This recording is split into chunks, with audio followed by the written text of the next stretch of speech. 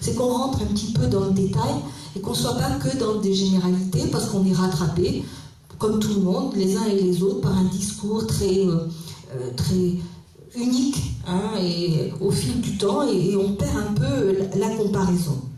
Et puis, il y a les fameuses indemnités des élus, bien entendu. Il y a toujours du lobbying sur ces indemnités des élus. Sachez qu'elles représentent moins d'1 millième des budgets des conseils généraux et régionaux et 1,2% des charges de fonctionnement. Et je rappellerai qu'il y a au moins 2/3 des élus municipaux qui ne perçoivent aucune indemnisation. Donc là aussi, nous ne pouvons pas caricaturer la rémunération des élus. On ferait mieux de se battre sur un statut de l'élu de manière à avoir une protection et à la fois de formation, une garantie. Et ça sera beaucoup plus intéressant, là aussi, que les stigmatiser. Voilà, alors comme je suis arrivée, j'entendais ce que tu disais par rapport au mode de scrutin, etc. Donc je ne vais pas revenir là-dessus. Ce que je pense, c'est que nous sommes dans le cadre d'une manœuvre électorale, et je n'ai pas peur de le dire, le conseiller territorial, parce qu'au bout du bout, c'est ça qu'il veut, c'est le conseiller territorial. Alors, on parle beaucoup des pertes de compétences, du conseil général, etc. Je crois que sur cette base-là, mais on peut en discuter, on verra si l'avenir nous donnera raison et on aura nos débats à l'Assemblée nationale, nous allons pouvoir réfléchir, je pense, sur certains aspects des projets de loi qui sont en cours. En revanche, là où je crois qu'il ne cédera pas, c'est sur le conseiller territorial. Et faisons-nous très attention sur nos territoires à pas tomber dans le panneau. Pas tomber dans le panneau parce que pour lui c'est un boulevard, c'est un affaiblissement terrible. Si en plus il rajoute le mode de scrutin, alors là c'est un peu yo-yo, hein. De temps en temps on n'aura qu'un seul tour, après on aura 2 tours mais pas de... Oui. Tout à fait. Donc triangulaire, voilà, cherchez le mot. Donc là aussi, on voit bien. De toute façon, il ouvre très largement le spectre parce que les triangulaires, c'est par rapport au Front National. Le 1 tour, c'est par rapport à nous. Donc bon an, mal an, c'est quand même pour nous classer globalement. Voilà. Donc et puis en plus, je pense que le conseiller territorial, si on veut donner plus de visibilité à l'élu, je lui souhaite bien du courage aux garçons et à la fille, parce que quand il faudra qu'il soit à la fois un moment au conseil régional, l'autre moment au conseil général, peut-être avec des majorités pas forcément identiques, ça va être quelque chose d'assez cocasse. Enfin, cocasse, si le mot peut être utilisé ainsi. Donc nous aurons largement à nous battre parce que ça risque de changer considérablement la donne sur nos territoires locaux d'une manière générale. Par rapport, et de saluer Gilles Savary, c'était le dernier, j'étais là avant-dernière. Par rapport au pouvoir d'achat. Mais écoutez, par rapport au pouvoir d'achat, là aussi, ça devait être l'homme du pouvoir d'achat, il est plutôt l'homme de la baisse du pouvoir d'achat. Là aussi, nous avons souvent l'occasion de le dire et le redire à l'Assemblée nationale. Notamment, il y a des chiffres qui sont assez parlants. Sachez qu'une personne sur 2 vit en France avec moins de 1 500 €. Sachez que 13% de la population vit en dessous du seuil de pauvreté avec 908 €. Ça veut dire aussi que les dépenses incompressibles que sont le logement, l'électricité, tous ces biens matériels de première nécessité, augmentent beaucoup plus vite, puisqu'on est sur une augmentation globalement de 38% des dépenses. Elle était de 21% en 79. Donc on crève, j'allais dire, un petit peu le plafond.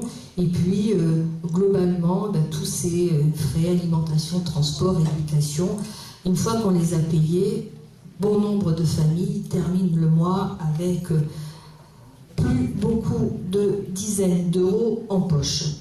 Alors, sur ce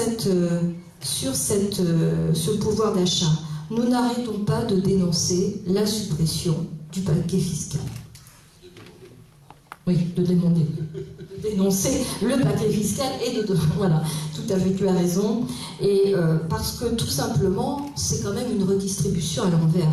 C'est les classes moyennes qui alimentent les classes les plus aisées. Et là, ce n'est pas possible. Et le garçon nous a encore taxés. Il n'augmente peut-être pas les impôts. Nous avons 20 taxes supplémentaires depuis qu'il est arrivé au pouvoir, c'est-à-dire depuis à peu près 3 ans. Donc, et cela frappe tous les revenus. Donc nous ne pouvons plus continuer comme ça. Pour autant, on le voit bien même dans le plan de rigueur, parce que n'hésitons pas à utiliser les mots qu'il veut instaurer. C'est encore sur les couches populaires et les classes moyennes que l'on frappera davantage. Et on a un gouvernement aujourd'hui qui aborde un plan de rigueur en diminuant les dépenses, mais en ne travaillant nullement sur l'accroissement de ces recettes. À un moment donné, ça ne va pas s'équilibrer du tout. Donc là, il persiste et signe à encourager les plus grands revenus, à protéger les plus grands revenus et à faire payer les plus modestes. Et on voit bien que depuis qu'il est arrivé, nous avons des classes moyennes qui auparavant tiraient, j'allais dire, un peu leur épingle du jeu, et aujourd'hui sont particulièrement touchés. On l'a vu avec le logement, les surloyers, etc. Et ça ne s'arrêtera pas en si bon chemin. Donc voilà, moi je vais m'arrêter un petit peu là, parce qu'après le but du jeu, bien sûr, c'est de répondre aux questions. Et comme on est 4 interlocuteurs un peu sur le même sujet, déjà peut-être il y a eu de la redite. Excusez-moi d'ailleurs, je vous prie de bien vouloir m'excuser d'être arrivé en retard, mais j'arrivais de Paris où on défendait le Grenelle. Donc ça n'a pas été très simple. Et oui, ça a été assez compliqué. Et ils vont terminer tard dans la nuit parce qu'ils ne veulent pas poursuivre la discussion. Donc voilà, et puis en tout cas je trouve que c'est une excellente initiative de la part du comité Désir d'avenir de Castelnau, d'une part parce que ça permet sur des moments où on est à mi-mandat comme ça de rezoomer quand même sur un bilan qui est particulièrement négatif et qui n'augure pas d'une protection sur les classes que je citais tout à l'heure.